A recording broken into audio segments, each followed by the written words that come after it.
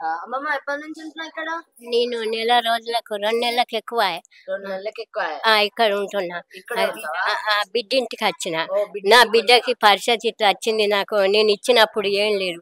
నా బిడ్డ నా అల్లుడు కైకిలు కూడా చేసుకొని ఇది సంపాదించుకొని 2 పిల్లలు సాదుకున్నారు.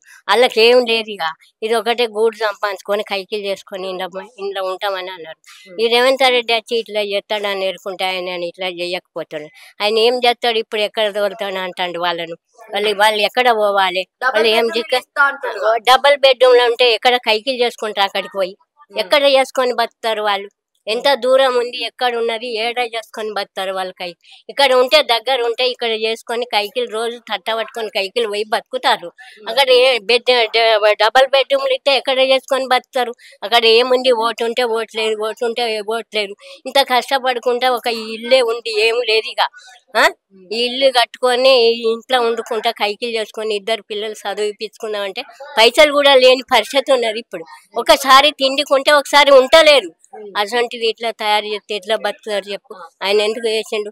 ఏం చేస్తానని ఇట్లా తయారు చేసిండు? అందుకే రాజకీయం చేస్తానని చేసిండమ్మ అందరికి. రాజ్యానికే రాజునైనా నన్ను ఏం చేస్తారు అనుకుంటాండా? అదే మరి పేదోళ్ళేమో ఇప్పుడు కడుపు కొడుతున్నారు అంటున్నారు. మరి పేదోళ్ళ మొత్తం ఇది చేస్తున్నారు అంటే దోచేస్తున్నారు. మరి ఏంది? మరి ఆయన దోచేస్తున్నాడా లేకపోతే ఏంది? మరి చెప్పు, నువ్వు చెప్పు. నువ్వు నీకేమో దోషేస్తలేడా ఇప్పుడు? దోషేస్తలేడా? ఏం చేస్తాడు? బాయిలో నూతిలో లేవకుండా వేసిండు కదమ్మా. ఎక్కడికి ఆయన ఇంట్లోనే కూడితే అయిపోతుంది కదా. మరి ఆయన ఒక్కడు ఉండి ఏం రాజ్యం వెళ్తాడమ్మా? ఇంతమందిని నష్టం చేసి ఈ పబ్లిక్ అందరినీ చేసి ఆయన ఏం చేస్తాడు? ఏం పేరు మంచిది తెచ్చుకుంటాడు చెప్పు? ఆ పేరు మంచిది కావాలనుకుంటాడా? చెడ పేరు కావాలనుకుంటాడా? మూసి నదిని మంచిగా చేస్తా, మంచి నీళ్ళ లెక్క చేస్తా అండ పడిపోతానమ్మా. ఎప్పుడు పోయినా బాగా వచ్చినా కూడా రాలేదు ఒక్క సుక్క. ఇప్పుడు ఎట్లా అత్తయ్య మంచిగా చేస్తాడు అమ్మ? ఎట్లా చేస్తాడు చెప్పు?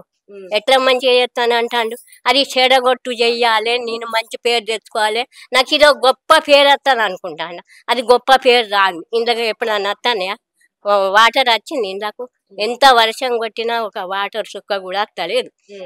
రానప్పుడు ఇది ఎట్లా తయారు చేసి ఇట్లా చేసి జనాన్ని అందరినీ చంపుతా కైకిలు చేసుకునేటోళ్ళని చేసి ఇప్పుడు ఎన్ని రోజులు కైకిలు కూడా ఏం దీన్ని బతకాలే వాళ్ళు? ఏం దీన్ని బతకాలమ్మా?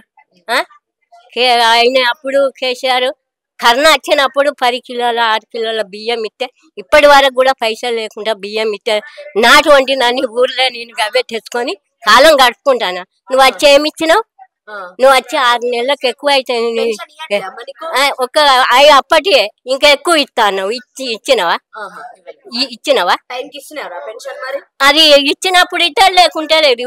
ఒక నెల అటు అయిపోయినాక ఒక నెల అత్తన్నానంగా ఇస్తాడు అంతే.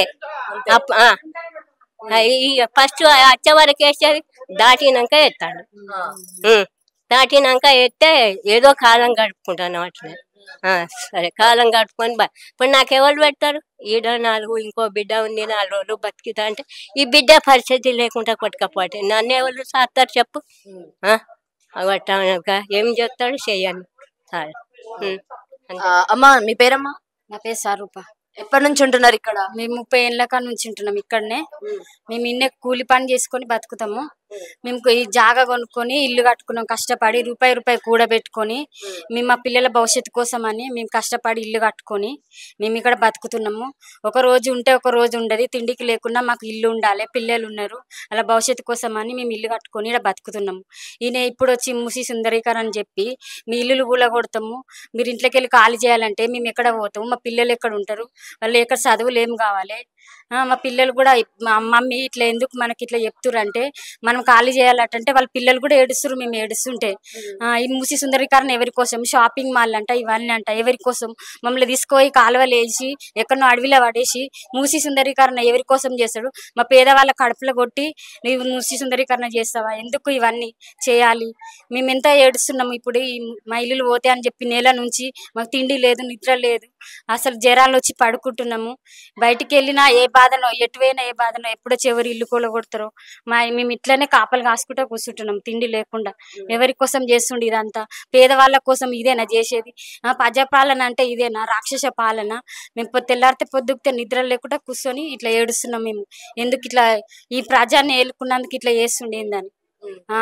అది కాదమ్మా, అంటే మీరే దగ్గరుండి గెలిపించుకున్నారు కదా, మనకు మార్పు కావాలి, రావాలి, సీఎం ఎవరు రేవంత్ రెడ్డి రావాలి అని కదా తెచ్చుకుంది సీఎం రేవంత్ రెడ్డిని. మరి ఇప్పుడు మంచిగా అనిపించట్లేదు. వాళ్ళ లక్కు బాగుండి గెలిచిండు కానీ, లేకపోతే వాడు అసలు గెలిచేటోడే కాదు. మన ఏదో లక్కు ఉందని గెలిచిండు కానీ ఇది కావాలని ఎవరు చేయలేదు. చేసిన తప్పుకి ఇది శిక్ష ఇస్తున్నాడు. ఆ శిక్షకు మేము పరిష్కారం ఇవ్వాలంటే మేము ఇప్పటికి ప్రజలందరినీ కలుసుకొని దించుతాం, సీటు నుంచి దించగలుగుతాం మేమందరం కలిసి. మేము అంతగానం గట్టిగా ఉన్నాం, మేమందరం ఒకటి మాట ఉంది మాది అందరిది ఒకటి. మరేమో రేపు ఎల్లుండో వచ్చి మిమ్మల్ని కూడా ఇప్పుడు ఇల్లు కూల్చేస్తా మీరు ఖాళీ చేయండి అని అంటనే ఉన్నారు ఒక పక్క.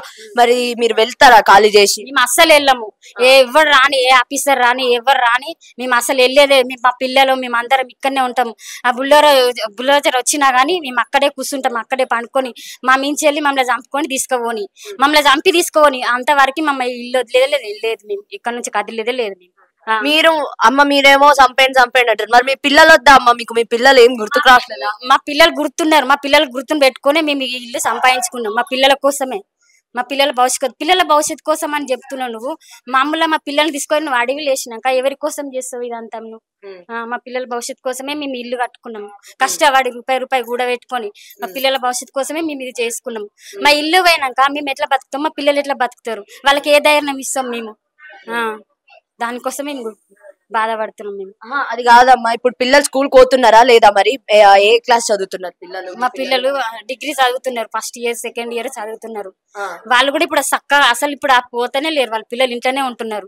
రోజు ఈ టెన్షన్ కి ఎప్పుడు వచ్చి ఎవరు వచ్చి కూల కొడతారో, మా ఇంటికాడ ఎవరు వస్తారో అని చెప్పకుండా వస్తున్నారు. మార్కులు వేసిపోతున్నారు. ఏంటంటే ఇది ఎంక్వైరీ అంటుర్రు, సర్వే అంటుర్రు, చెప్తలేరు. అక్కడ ఇక్కడ వార్తలలో ఫోన్లలో చూసి మా ఇల్లు కూల కొడతారని మేము భయపడి ఇట్లనే కూర్చుంటున్నాము. అంటే భయం అయింది, వార్తలు చూసి భయం అయింది. మీకేం చెప్పలేదు మేము కూలుస్తాం? చెప్పలే, అసలు కూలుస్తామని చెప్పలే. ఇది సర్వే చేస్తున్నాము. ఒకసారి వచ్చి మార్క్ వేసుకొని పోయేటప్పుడు మేము అడిగినాం దేనికోసం వేస్తురని. ఇది సర్వే చేస్తున్నాము, ఏం భయం లేదని చెప్పిర్రు. కానీ చేసేది ఇట్లా ఉంది. వాళ్ళు చేసేది ఇట్లా ఇండ్లన్నీ కూల్చుకుంటా వస్తున్నారు. ఏం పని చేస్తారమ్మా మీరు? మేము మేస్త్రి పని చేస్తారు, ఉప్పరి పని చేస్తాం, ఏదంటే ఇండ్ల పని చేస్తాం మేము. ఏది పని అంటే కూలి పని చేస్తాం మేము. మొత్తం ఇల్లు కట్టించుకుంటే ఖాళీ చేయమని అంటారు. అసలు నేను ఖాళీ చేయము అసలుకే. ఎందుకు చేస్తాము? ఇది మాకు వాడు ఏమని ఇచ్చిండా? ఏమన్నా కష్టపడి ₹1 ఏమని ఇచ్చిండా మాకు? మేము కష్టంతో మేము కట్టుకున్నాం, మేము ఉంటాము. వాంతి కాదు ఇది, మన అమ్మ సొమ్ము మన అయ్య సొమ్ము కాదు ఇది ఇయ్యనికి. మేము వాడు ₹1 మాకు సాయం చేయలేదు, పేద ప్రజలకు ₹1 ఇయ్యలేదు. ఎందుకు ఇస్తాం మేము? మా కష్టపడి సంపాదించుకున్న మాకే ఇయ్యని, వాంది మేమేం అడుగుతలేము ఇయ్యమని. ఇంతవరకు ఏం కావాలని మేము అడగలేదు. మా ఇల్లులు మాకే ఉండాలి.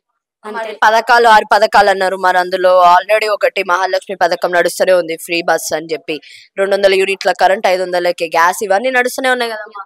అవన్నీ ఏం నడుసు, ఆ బస్సు ఇచ్చి వేస్ట్ కొట్టుకుంటారు. బస్సులా ఆ బస్సు ఒక్కటి ఇచ్చి వేస్ట్. 6 పథకంలో ఒక్కటి కూడా ఇయ్యట్లేదు. పింఛన్ ఇయ్యట్లేదు, రైతు బంధు ఇయ్యట్లేదు, ఏమి ఇయ్యట్లేదు. అన్ని అబద్ధాలు మాట్లాడి పెట్టిండు అంతే. అందరికి ఇట్లా ఇస్తా అని చెప్పి మోసం చేసి గద్దె మీద కూర్చుండు అంతే. కానీ ఒక్క పని కూడా చేసలేడు మంచి పని. రాగానే ఇల్లులు గుల్ల కొట్టుకునే పని అయితే పెట్టుకుండు ఫస్ట్. మా పేదవాళ్ళ కడుపులు కొట్టడానికి అయితే రెడీ కూర్చుండు. మా ఇల్లు కూల్చడానికి రెడీ కూర్చుండు. కడుపు కొడితే ఆయనకేమొస్తుందమ్మా? ఆయనకి ఏమొస్తుందో మరి, ఆయనకి తెలిసి చేస్తుండో తెలియక చేస్తుండో, చదువుకున్న మూర్ఖుడో మరి మంచి కూడా తెలియదు వాడు. అంత సోయి లేకుండా చేస్తుండు పనులు. మరి వానికి ఏమొస్తుంది మరి? ఆయనకు వస్తాయేమో మరి, ఏమన్నా లాభం రాంది ఎందుకు చేస్తాడు? మా పేదల దగ్గరికి ఎందుకు వస్తాడు? సంపాదించుకొని మేము వాడిని సంపాదించింది ఏమి అడగలే, మాది తీసుకోకని అంటున్నాం అంతే. మేము సంపాదించుకునే దానికి ఆశపడకండి మీరు, అదే చెప్తున్నాం ఆ రేవంత్ రెడ్డి గారికి. ఇంత మమ్మల్ని అందరిని ఏడిపిస్తుండు. తెల్లారితే పొద్దుకుతే బయట కూర్చుంటున్నాం, తిండి తింటలేము, ఏం లేదు. మా పిల్లలు ఏడుస్తారు మమ్మల్ని చూసి, స్కూల్ కాలేజీకి పోతలేరు. నువ్వు ఎక్కడో డబుల్ బెడ్రూమ్ ఎందుకు ఇస్తావు? మా ఇల్లు తీసుకొని మాకు డబుల్ బెడ్రూమ్ ఇస్తావా నువ్వు? లేని వాళ్ళకి, గుడిసెలు వేసుకున్న వాళ్ళకి, వాళ్ళకి ఇల్లు లేని వాళ్ళకి ఇల్లు ఇవ్వమని చెప్పిర్రు. ఉన్న ఇల్లు కూలగొట్టి అట్లా ఇవ్వమని ఎవరు అడగలే, ఎవరు చెప్పలేదు. మాకెందుకు ఆ ఇల్లు? మాకు అద్దె అద్దు, వాడిని ఉండని, వాని ఇల్లు వాడే ఉంచుకొని, గవర్నమెంట్ డబుల్ బెడ్రూమ్ వాడే ఉండని, మాకు అవసరం లేదు. లేని వాళ్ళకి ఇయ్యని, నువ్వు అంతా నీకు ఇయ్యాలని ఉంటే. ఇల్లు లేని వాళ్ళు, గుడిసెలు వేసుకున్న వాళ్ళు, ఇల్లు లేని చాలా మంది ఉన్నారు. మేము కష్టపడి ₹1 కష్టపడి మేము ఇల్లు కట్టుకున్నాము. మా ఇల్లు ఇచ్చింది మీకు, దాంట్లోకి ఎందుకు పోతాము? మేము అసలు పోయేదే లేదు. మేము ఇక్కడనే కదిలో, మేము ఇక్కడనే ఉంటాం. మేము వాడు చంపినా సరే మా ఇల్లు లేకపోతే మేమెందుకు బతికినా వేస్టే. మేము 30 సంవత్సరాలు కష్టపడి మేము కట్టుకునే ఇల్లు ఇది. మేము అసలు కదిలేదే లేదు. చస్తే ఇక్కడే చేస్తాము.